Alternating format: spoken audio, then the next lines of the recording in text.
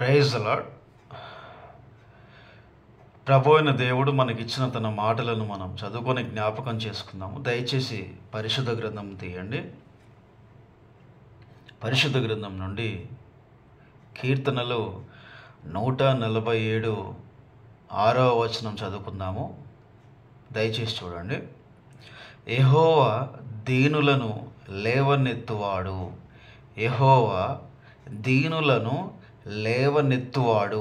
ఇక్కడ చూడండి, మన ప్రభు అయిన దేవుడు మన రక్షించువాడు, ఎల్లప్పుడూ మనకు తోడుగా ఉండి మనకు సహాయం చేసే మన దేవుడు ఎవరిని ప్రేమిస్తున్నాడంటే, ఇక్కడ వాక్యంలో మీరు చూస్తే యెహోవా దీనులను లేవనెత్తువాడు అని చాలా స్పష్టంగా రాయబడి ఉంది. దీనులు అంటే ఎవరు అనే విషయం మనం తెలుసుకోవాలి. ఎందుకంటే మన నిత్య జీవనంలో మనము ఈ దీనుల్లాగా మనం జీవిస్తున్నామా లేదా అనే విషయం చాలా ముఖ్యమైన విషయం. మనం ఏ విధంగా దీనులు అంటే ఎవరు అంటే, దీనులు అంటే దరిద్రులు అనొచ్చు, అంటే బీదవాళ్ళు, దేవునికి భయపడి జీవించేవారు, సాత్వికమైన మనసు కలిగిన వారు. ఈ సాత్వికమైన మనసు కలిగి అంటే ఈ సాత్వికమైన మనసు, దీన మనసు అనేది ప్రభు అయిన దేవునికి ఉన్న మనసు అన్నమాట.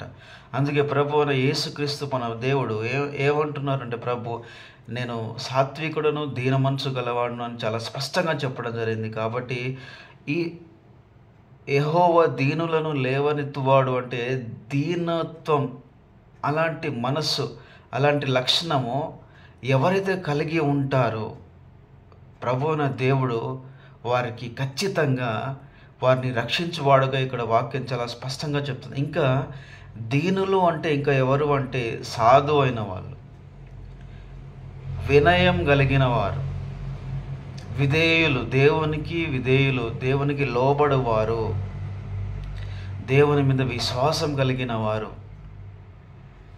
ఎంత కష్ట పరిస్థితి వచ్చినా సరే ప్రభువున దేవుని మీద విశ్వాసం కలిగి జీవించేవారు.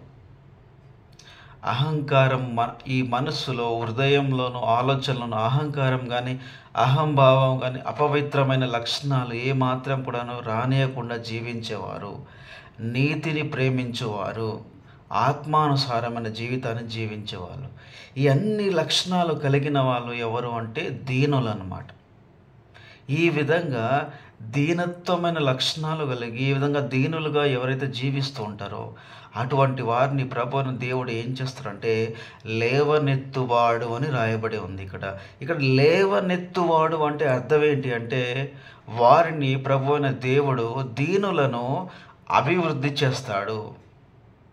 దీనులను దేవుడు వారికి ఎల్లప్పుడూ వారికి తోడుగా ఉంటాడు. దీనులకి దేవుడు వారిని గొప్ప చేస్తాడు, వారిని గొప్పగా అభివృద్ధి చేస్తారు. వారిని దీనులు వారు అనారోగ్య పరిస్థితిలో ఉంటే, బలహీన పరిస్థితిలో ఉంటే, వారు శ్రమల్లో ఉంటే ప్రభువున దేవుడు వారికి తోడుగా ఉండి వారి అనారోగ్య పరిస్థితి అన్నిటిని కూడా వారిని బాగు చేస్తాడు. వారికి దీనులను సహాయం చేస్తాడు. వారి దీనుల ప్రతి భారమును దేవుడు భరిస్తాడు. దీనుల మీద ఎక్కువ కేర్ తీసుకుంటాడు ఆయన. ఆ దీనుల మీద ఎక్కువ ప్రభువుని దేవుడు కైండ్ అంటే వారి మీద ఎక్కువ కృప చూపిస్తాడు. ఇప్పుడు మన పరిశుద్ధ గ్రంథం నుంచి చూస్తే రాజైన దావీదు ఒక జీవితం గురించి మనం చూసుకున్నాం అనుకోండి. దావీదు ఇజ్రాయిల్ ప్రజలందరికీ రాజు అవ్వక ముందే దావీదు చిన్నప్పటి నుండి దేవుని పట్ల, దేవుని ముందు ఎంతో వినయం కలిగి, చాలా హంబుల్గా, చాలా వినయం కలిగి జీవించాడు. దేవుణ్ణి కంటిన్యూగా ఆయన ప్రతి పరిస్థితిలో ప్రభువుని దేవుణ్ణి ఆరాధించి దేవుణ్ణి ప్రేమించేవాడో కనిపిస్తున్నాడు. ఇక్కడ మనం చూస్తే దావీదు గొలియాతు ఇజ్రాయెల్ ప్రజలందరినీ బాగా దూషిస్తున్నప్పుడు దావీదు చిన్నపిల్లవాడే ఉండి కూడాను ఇజ్రాయెల్ ప్రజలందరూ భయపడుతున్నా సరే గొలియాతును చూసి దావీదు ఏ మాత్రం కూడాను భయపడకుండా ప్రభువున దేవుని పట్ల చాలా విశ్వాసం కలిగి, ఎంతో ధైర్యంతో కలిగి ఆ గొలియాతుతో యుద్ధం చేసి గొలియాతు మరణించడం జరిగింది. దావీదును దేవుడు రక్షించి దావీదును గొప్ప చేశాడు.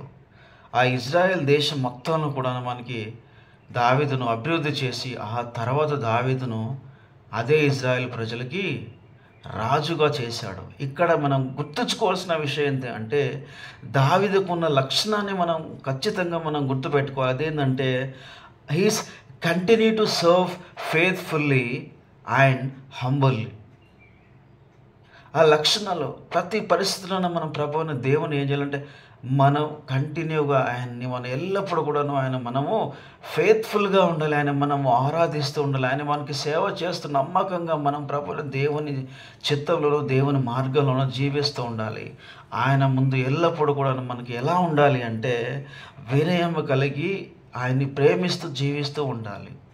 అప్పుడు ప్రభువైన దేవుడు మనం వినయం కలిగి ఆయన మాటకి లోబడి జీవించిన ఆ జీవిత కాలమును ప్రభువుని దేవుడు చూసి తాను మనల్ని జ్ఞాపకం చేసుకొని మనల్ని ప్రతి పరిస్థితిలో ఆయన రక్షించి మనల్ని అభివృద్ధి చేస్తాడు. కాబట్టి ఈ వాక్యం వింటున్న మీతో ప్రభువుని దేవుడు ఈ వాక్యం ద్వారా యెహోవా దీనులను లేవనెత్తువాడు అనే ఈ వాక్యం ద్వారా మీతో ప్రభువైన దేవుడు ఏం మాట్లాడుతున్నారు అంటే మీరు దీనత్వం కలిసి దీనుల్లాగా జీవిస్తున్నారు. ప్రభువైన దేవుని ముందు వినయం కలిగి జీవిస్తున్నారు. ఎంతో హంబుల్గా జీవిస్తున్నారు. ప్రతి పరిస్థితిలోనూ ఫెయిత్ఫుల్గా కలిగి జీవిస్తున్నారు. కాబట్టి ప్రభువైన దేవుడు మిమ్మల్ని ఖచ్చితంగా అభివృద్ధి చేస్తాడు. ఖచ్చితంగా మిమ్మల్ని బాగు చేస్తాడు. ఖచ్చితంగా మీకు సహాయం చేస్తాడు. ఆయన ప్రభువున దేవుడు దీనుల పక్కనే దీనుల పక్షమున ఉన్నాడు. కాబట్టి మీరు భయపడకుండా ప్రతి విషయంలోనూ ప్రభువున దేవుని పట్ల మీరు వినయం కలిగి జీవించండి. ప్రభువున దేవుడు మీకు ఖచ్చితంగా ఆదరణను కలిగించే దేవుడు. ఆయన కృప చూపించే దేవుడు, ఆయన ప్రేమ చూపించే దేవుడు. మీకు ఖచ్చితంగా సమాధానమును ఆయన కలగజేస్తాడు. కాబట్టి మన నిత్య జీవనంలో యెహోవా దీనులను లేవనెత్తువాడు అనే ఒక మంచి మాటకి ఈ వాక్యానికి మన నిత్య జీవనంలో ఒక మంచి ఉదాహరణ తీసుకుందాము. మన నిత్య జీవనంలో ఒక క్రైస్తవులుగా దేవుని నమ్ముకుని జీవించే వారి జీవితంలో ఒకవేళ మీ జీవితంలో కానీ నా జీవితంలో కానీ ఎవరికైనా సరే ఉద్యోగం అనేది ఒకేసారి ఉద్యోగం పోవడం అనేది జరిగిందనుకోండి, జాబ్ లాస్ అవ్వడం జరిగిందనుకోండి, జాబు ఆయన ఉన్నప్పుడు దేవుని నమ్మి దేవుని ముందు వినయం కలిగి జీవించాడు. జాబ్ పోయినప్పుడు కూడా తన పని పోయినప్పుడు కూడాను పనిలో కష్టం వచ్చినప్పుడు కూడాను ఆయన అలానే దేవుని ఎదుట వినయం కలిగి దేవునికి లోబడి జీవించే ఆ విధంగా జీవిస్తూ ఉండే వ్యక్తులను దేవుడు ఖచ్చితంగా రక్షించుకోవడనే విషయం గుర్తుపెట్టుకోండి. కాబట్టి ఇక్కడ దీనులు అంటే అర్థం ఏంటంటే ప్రతి పరిస్థితిలోనూ దేవుని ముందు వినయము కలిగి దేవుని ప్రేమిస్తూ దేవుని మార్గంలో దేవుని చిత్తంలో జీవిస్తూ ఉండాలి. అటువంటి వారిని దేవుడు ఎట్టి పరిస్థితుల్లోనూ విడిచిపెట్టడు. వారిని ఖచ్చితంగా అభివృద్ధి చేయవాడు. దయచేసి నాతో పాటు ప్రార్థనలో ఏకీభవించండి. ప్రభు అయిన దేవ నా తండ్రి, ఇదిగో తండ్రి, మీ దాసుడైన దావీదు తండ్రి, ఎల్లప్పుడూ ప్రభు చిన్నప్పటి నుండి ప్రభు ఈ భూమి మీద ఉన్నంత వరకు ప్రభు మీ పట్ల ప్రభు ఎంతో భయము కలిగి జీవించాడు తండ్రి. అందుకు మీరు దావీదును గొర్రెల కాపరిగా ఉన్న దావీదును ప్రభు ఇశ్రాయేలు ప్రజలందరి మీద రాజుగా చేశారు తండ్రి. నువ్వు దీనులను ప్రేమిస్తున్నావు తండ్రి, అహంకారులను గద్దిస్తున్నావు తండ్రి. దీనులను ప్రభు దీనులను సాత్వికమైన మనసు కలిగిన వారిని ప్రభు అటువంటి వారికి నువ్వు తోడుగా ఉంటున్నావు. ఇదిగో తండ్రి, ఎవరైతే ప్రభు ఈ క్షణమున ప్రభు ప్రార్థనలో ఏకీభవిస్తున్నారు తండ్రి, ఇంతసేపు మీ మాటలను విని ప్రభు మీ మాటలను మనస్సులో ఎల్లప్పుడూ కూడా స్థిరంగా ఉంచుకుంటూ దీనమైన మనసుతోను సాత్వికమైన మనసుతోను జీవిస్తూ మిమ్మల్ని ప్రార్థిస్తున్న మీ దాసులను జ్ఞాపకం చేసుకో తండ్రి. దయచేసి వారు ఏ విషయంలో ప్రభు అనుదినం మిమ్మల్ని ప్రార్థిస్తూ దుఃఖిస్తూ ఏడుస్తున్నారు, మీ కృప కోసం ఎదురు చూస్తున్నారు. దయచేసి వారికి సహాయం చేసి ఆదుకోమని మీ అతి పరిశుద్ధమైన యేసుక్రీస్తు నామమున ప్రార్థించి వేడుకుంటున్నాను తండ్రి. ఆమేన్. Praise the Lord. దయచేసి మీరు ఈ ఛానల్ని కొత్తగా చూస్తున్న వారైతే దయచేసి సబ్స్క్రైబ్ చేసుకోండి. ఈ వాక్యం మీరు విన్న తర్వాత మీ మనసులో విషయాలు ఏవైతే ప్రభు అనిపించో అవి కామెంట్ బాక్స్లో షేర్ చేయండి. ప్రభువుని దేవుని నమ్ముకున్న వాళ్ళందరికీ కూడా ఈ వీడియోను షేర్ చేయండి. దేవుని ఆత్మ మీకు ఎల్లప్పుడూ తోడుగా ఉండును గాక. ఆమేన్. God bless you.